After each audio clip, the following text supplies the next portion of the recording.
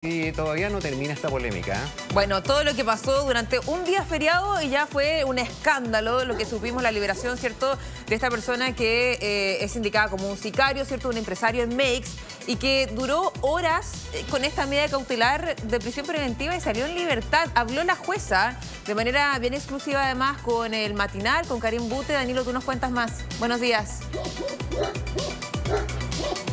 ¿Cómo están? Saludo nuevamente, claro, porque sigue generando repercusiones, ¿verdad? La liberación de Osmar Ferrer, este sicario venezolano, 18 años, indocumentado en nuestro país y que finalmente quedó en libertad a 24 horas de haberse decretado su prisión preventiva.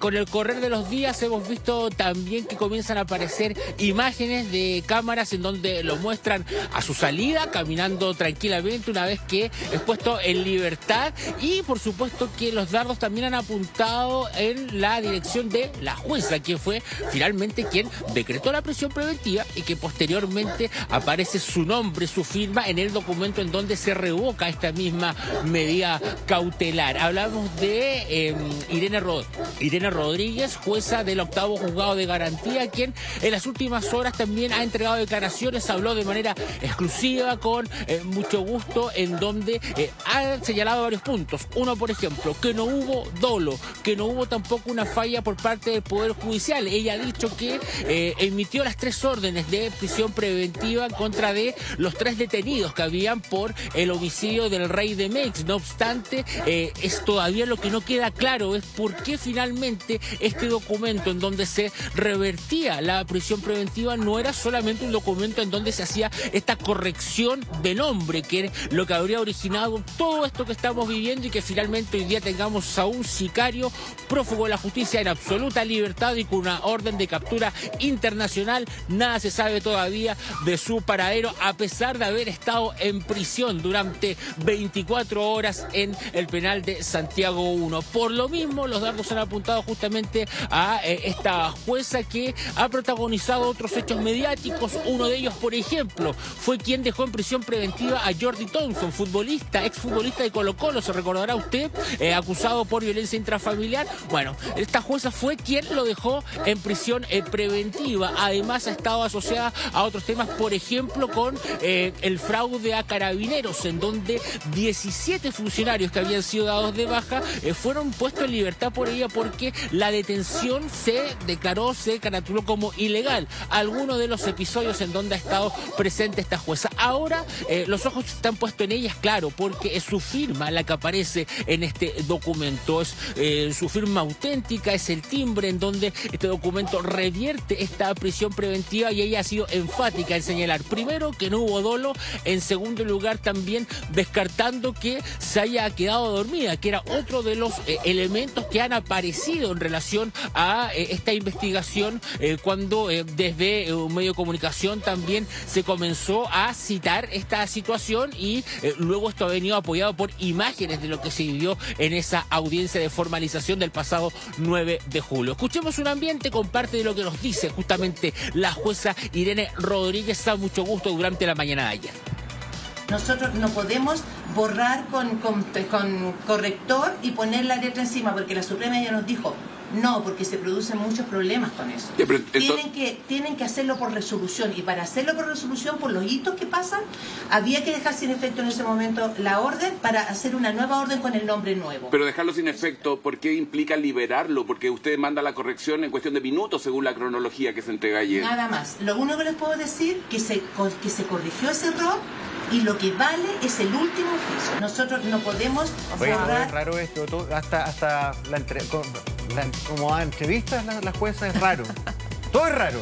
Yo todavía no entiendo esto de se emite esta orden y como a los 20 minutos se retrotrae. Sí. No entiendo bien técnicamente qué pasó.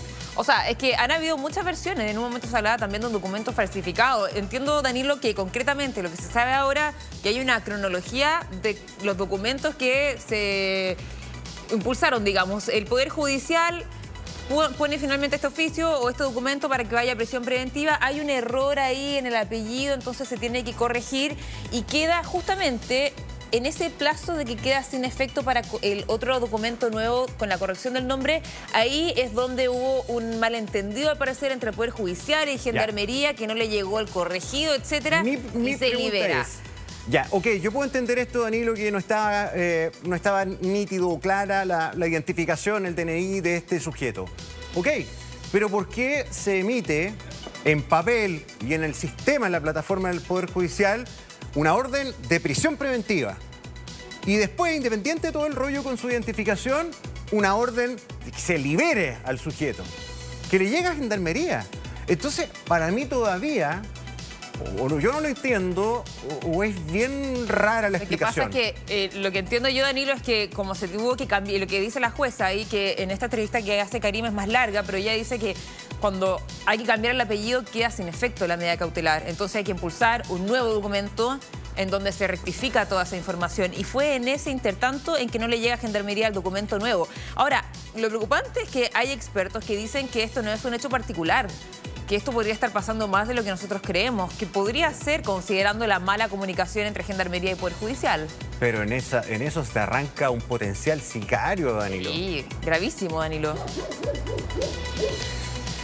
Claro, de hecho estaba revisando acá porque hay un comunicado que fue la última comunicación oficial que existe por parte de Gendarmería, sí, en donde justamente se hace hincapié que ellos reciben estos documentos. A ver, originalmente hay 3 documentos que se emiten el día 9 de julio, ¿verdad? En donde se decreta la prisión preventiva, posteriormente en donde se deja sin efecto, que esto habría sido a causa de un error de tipeo en el nombre del imputado, y luego un tercer documento en donde se rectificaba todo esto para finalmente dejar en efecto la prisión preventiva en la persona de Osmar Ferrer. Ahora, esta situación son 3 documentos en 11 minutos. Estos documentos llegan hasta Gendarmería y desde Gendarmería han indicado que ellos recibieron el documento, que posteriormente el día siguiente reciben una comunicación a las 12:11 en donde por su sistema informático reciben una nueva orden del imputado que deja sin efecto la instrucción ordenada la libertad del imputado, conforme establece dicha resolución, la que se concreta el mismo 10 de julio a las 20:40. Dicen también que ese mismo día, a las 14:13, a través de un correo electrónico en que Gendarmería recibe la misma orden de ingreso que el día anterior, reciben en un papel con fecha 9 de julio y sin ninguna instrucción distinta, alerta o rectificación de la orden anterior. Entonces, Gendarmería está diciendo que ellos recibieron 2 comunicaciones en donde en ningún momento se dejaba sin efecto este documento que dejaba en libertad a el sicario. Por ende, acá está la gran duda. ¿Por qué finalmente? ¿Cuál fue el error? ¿En qué momento este documento en donde se rectificaba que debía quedar en prisión preventiva no recibió Gendarmería y no deja sin efecto este documento? Son muchas las dudas que todavía están acá presentes. Nosotros estamos afuera de la casa de la jueza. Hay bastante hay movimiento acá, por eso me ven un poco inquieto, porque ha habido movimiento, ha salido una persona por acá, en cualquier momento ya podría salir también, imaginamos que en dirección al 8º juzgado, y es por eso que me van a estar viendo, mirando al lado constantemente. Obvio. Nata, voy contigo. O sea, me parece, o sea, es un escándalo, la verdad. Yo insisto en este punto, me pregunto cuántas veces ha pasado esto, porque si no se puede corregir sobre el mismo documento el apellido o qué sé yo, una letra que se puso mal, etcétera, manteniendo la medida cautelar. Este caso es mediático y por eso lo conocemos, ¿no? Porque hace unas semanas se hablaba de la detención, ¿cierto?, de estas personas que habían asesinado a un empresario en Mex. Pero los otros casos que no son mediáticos. ¿Cuántas veces puede haber pasado? ¿Cuántas veces puede haber pasado? Y aparte que la explicación que dan es súper burda. O sea, ¿cómo no va a haber una mejor coordinación entre Gendarmería y el Poder Judicial? ¿Qué pasó? ¿No se revisó un mail? O sea, es absolutamente, pero burdo. Es como el paradero al revés. Total. ¿En serio? Es como el paradero que mostramos hace poco rato. No se entiende y preocupa. Preocupa que pasen estas cosas. Bueno, solamente, Danilo, para sumarte la imagen que está acá abajo, no sé si la podemos ampliar ahí, querido director Coque, es justo cuando le están diciendo a esta persona, a este delincuente, que está en libertad.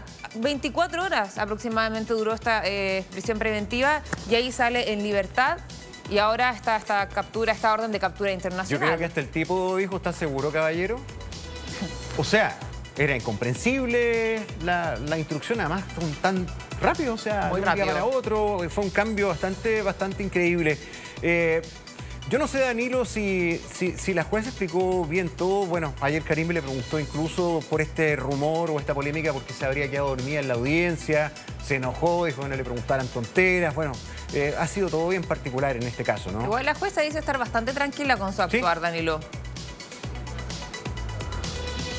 Así es. De hecho, justamente para ir apoyando todo esto que se está conversando, tenemos más declaraciones por parte de la jueza Irene Rodríguez, que ha conversado también, por supuesto, con nosotros y que se refiere justamente a este tema de la firma. Sale su firma en este documento que revoca la prisión preventiva. ¿Qué nos dice la jueza? Escuchémoslo a continuación. Lo único que yo puedo decir es que esa noche que terminó la audiencia, firmé las 3 órdenes de prisión preventiva, ingreso. Hubo un error en un nombre que se corrigió y esa noche la gendarme se llevó en su mano las 3 órdenes de ingreso en prisión preventiva de los 3. Y hasta ahí llegó mi trabajo. Yo me siento tranquila porque yo cumplí con lo que dije en la audiencia, prisión preventiva para los 3.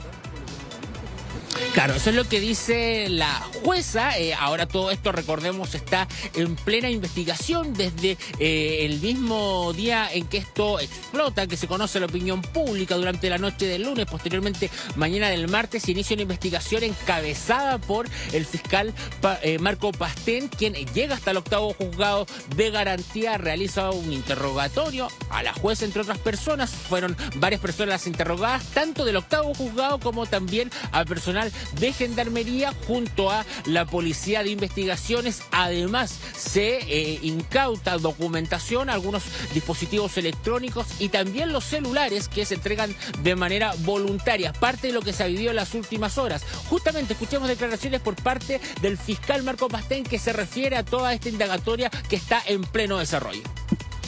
No se descarta ninguna hipótesis, no se descarta que sea un error, tampoco se descarta que haya sido por alguna otra motivación. Seguimos investigando. La única resolución que se dictó fue la resolución que decretó la prisión preventiva del imputado. Las otras comunicaciones que hay entre Gendarmería y el Poder Judicial es lo que estamos precisamente investigando. Pero técnicamente hablando, esta persona nunca debió haber estado puesta en libertad porque la única resolución vigente era la resolución que decretó la prisión preventiva. Muchachos, hace pocos instantes, a las 10:30 de la mañana, en la explanada de la Fiscalía Nacional, el fiscal justamente Marco Pastén se va a referir a este caso. Tal vez haya novedades, tal vez haya una actualización sobre esta investigación y, por supuesto, seguimos de cerca durante toda la mañana el proceso investigativo que tiene este caso con la liberación de este sicario que había sido detenido y 24 horas más tarde queda en libertad. Bien, Danilo Villegas, muchísimas gracias por el reporte. Vamos a estar obviamente muy atentos a este caso. Buenos días.